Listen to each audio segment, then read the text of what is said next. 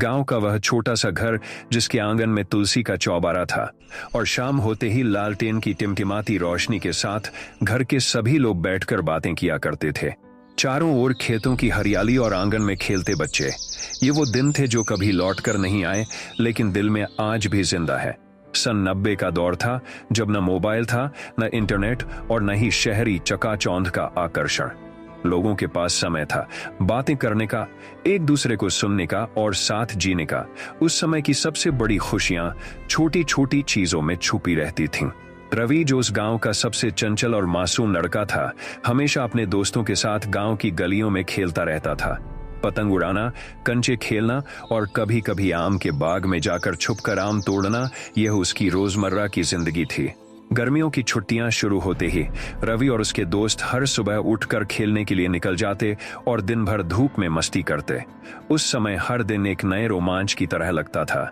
गांव में हर शाम सूरज ढलते ही एक अलग माहौल बन जाता था। चूल्हे पर पकते हुए मक्के की रोटियां और बैंगन का भरता, जिससे पूरे गांव में खुशबू फैल जाती थी। उस समय टीवी पर रामायण और महाभारत देखने का उत्साह कुछ और ही था। पूरा परिवार एक साथ बैठकर टीवी देखता और घर में हर किरदार पर चर्चाएं होती। उस वक्त रिश्तों में जो अपनापन था, वह आज की दौड़ भाग वाली जिंदगी में कहीं खो गया है। रवि की सबसे प्यारी यादें उसके दादाजी से जुड़ी थीं। दादाजी उसे हर रात कहानियां सुनाते थे।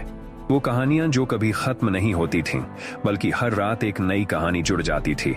दादाजी के पास गांव की पुरानी बातें, राजा रानी की कहानियां और अपने जीवन के अनुभव थे, जिन्हें सुनते सुनते रवि को लगता कि वह भी उन कहानियों का हिस्सा है।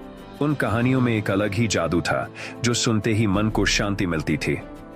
बारिश का मौसम आ गया था। हर शाम गांव की पगडंडियां मिट्टी की महक से भर जाती थीं।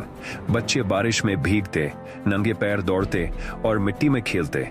रवि और उसके दोस्त कागज की नाव बनाकर बहते पानी में छोड़ देते और देखते कि किसकी नाव सबसे आगे जाती है।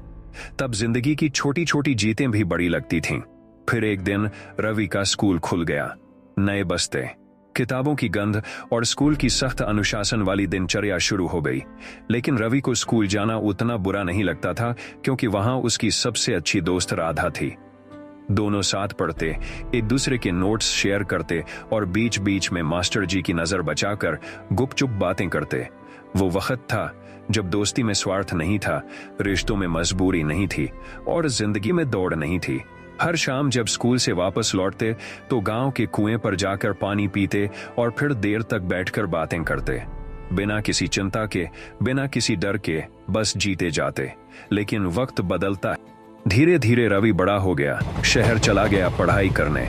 लेकिन गांव की यादें, वो बचपन के दिन, दादाजी की कहानियां और कागज की नावें सब दिल में बसी रहीं।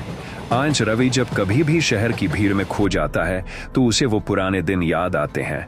उसे महसूस होता है कि असली खुशी छोटी छोटी बातों में थी, जो अब कहीं गुम हो चुकी है।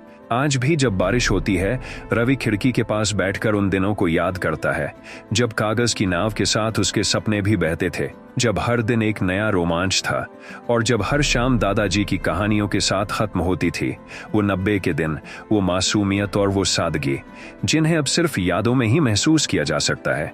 रवि की कहानी हम सब की कहानी है, वो दिन जो शायद वापस नहीं आ सकते।